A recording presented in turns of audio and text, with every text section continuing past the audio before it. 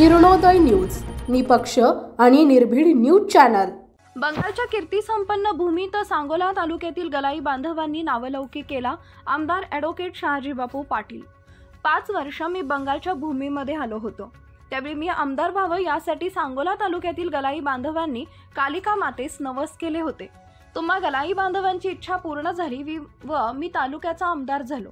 माझ्या आमदारकीसाठी तुम्ही केलेले नवस उद्याच्या निवडणुकीपूर्वी फेडावे, त्यामुळे पुन्हा आपणास काली मातेचा आशीर्वाद मिळणार आहेत।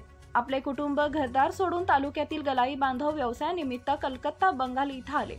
ते आता मॉडर्न झाले असून सोने चांदीच्या व्यवसायात आता आधुनिकता आणली आहे। तालुक्यातील गलाई बांधवांनी बंगालमध्ये आपले अस्तित्व सिद्ध करत सांगोला तालुक्याचा नावलौकिक केलाय। आमदार शहाजीबापू पाटील यांनी गलाई बांधवांना मार्गदर्शन करत त्यांच्या अडीअडचणी समजून घेतल्या। सांगोला तालुक्याचे लोकप्रिय आमदार शहाजीबापू पाटील यांनी शनिवार 28 सप्टेंबर 2024 रोजी कलकत्ता बंगाल इथं गलाई बांधवांची भेट घेतली व त्यांना मार्गदर्शन करत हितगुज साधले। यावेळी आमदार शहाजीबापू पाटील यांनी गलाई बांधवांचे विशेष कौतुक केले।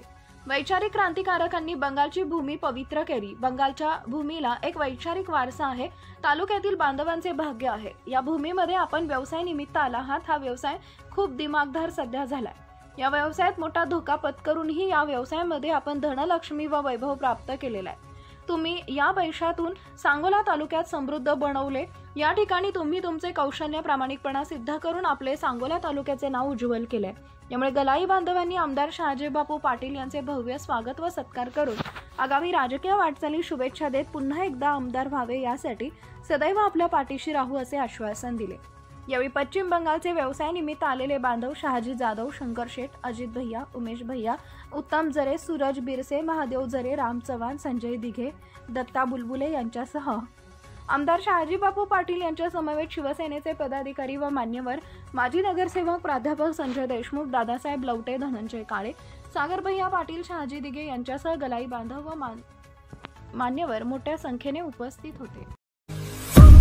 आपल्या परिसरातील ताज्या बातम्या पाहण्यासाठी किरणोदय न्यूज चॅनलला YouTube वर सबस्क्राइब करा आणि बेल आयकॉन प्रेस करा।